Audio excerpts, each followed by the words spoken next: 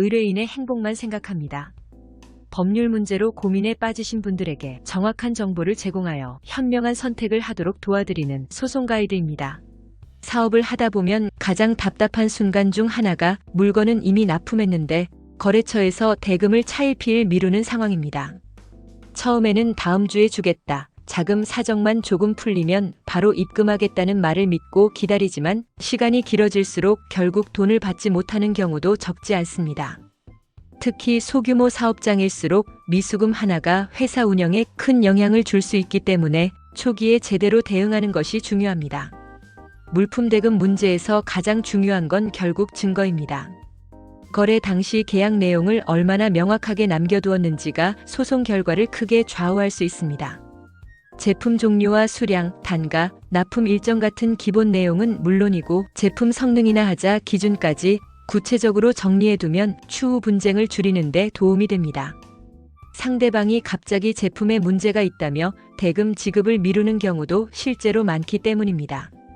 현실적으로 모든 거래를 정식 계약서로 진행하기 어려운 경우도 있습니다. 하지만 최소한 견적서, 발주서, 문자 메시지, 카카오톡 대화, 통화 녹음 정도는 남겨두는 것이 좋습니다. 이런 자료들이 쌓이면 거래 자체가 있었다는 점과 대금 약정 내용을 입증하는 데 큰 도움이 됩니다. 납품을 완료했다는 증거도 매우 중요합니다. 택배 송장이나 거래 명세표, 인수증 같은 자료는 기본이고 가능하면 상대방 담당자의 서명이나 도장을 받아두는 것이 안전합니다. 직접 물건을 전달하는 경우에는 납품 현장을 촬영해두는 것도 좋은 방법이 될 수 있습니다. 실제 소송에서는 물건을 받은 적이 없다는 식으로 주장하는 사례도 적지 않기 때문입니다. 세금 계산서 역시 중요한 자료가 됩니다. 특히 상대방이 별다른 이해 없이 세금 계산서를 처리했다면 거래 금액 자체를 인정한 정황으로 활용될 가능성이 높습니다. 물론 이것만으로 무조건 승소하는 것은 아니지만 다른 증거들과 함께 제출되면 상당히 유리하게 작용할 수 있습니다. 그리고 많은 사업자들이 놓치는 부분이 바로 소멸시효입니다. 물품 대금 채권은 생각보다 시효가 짧은 편이라 시간이 지나면 법적으로 돈을 받을 권리 자체가 사라질 수 있습니다. 언젠가는 주겠지 하며 몇 년씩 기다리다가 뒤늦게 소송을 고민하는 경우가 있는데 이미 시효 문제가 생겼다면 매우 불리해질 수 있습니다. 그래서 거래처가 계속 미루더라도 중간중간 문자나 녹취 등으로 채무를 인정하는 자료를 남기는 것이 중요합니다. 일부 금액이라도 입금받으면 시효 계산에 영향을 줄 수 있기 때문에 완전히 손 놓고 기다리는 것보다 적극적으로 대응하는 편이 좋습니다. 또 하나 조심해야 할 부분은 거래 상대방 명의입니다. 실제 운영자는 따로 있는데 다른 사람 명의로 사업을 하는 경우도 생각보다 많습니다.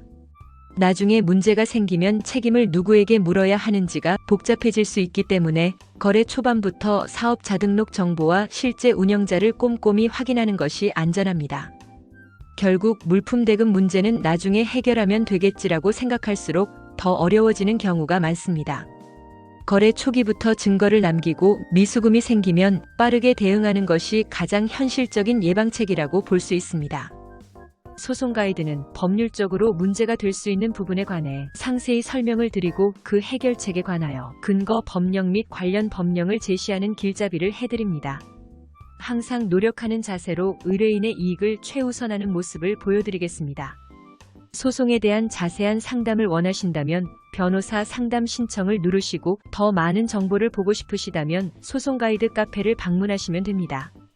내용이 마음에 드셨다면 구독과 좋아요, 알림 설정 부탁드립니다. 더 좋은 내용으로 찾아오겠습니다. 꼭 승소할게요.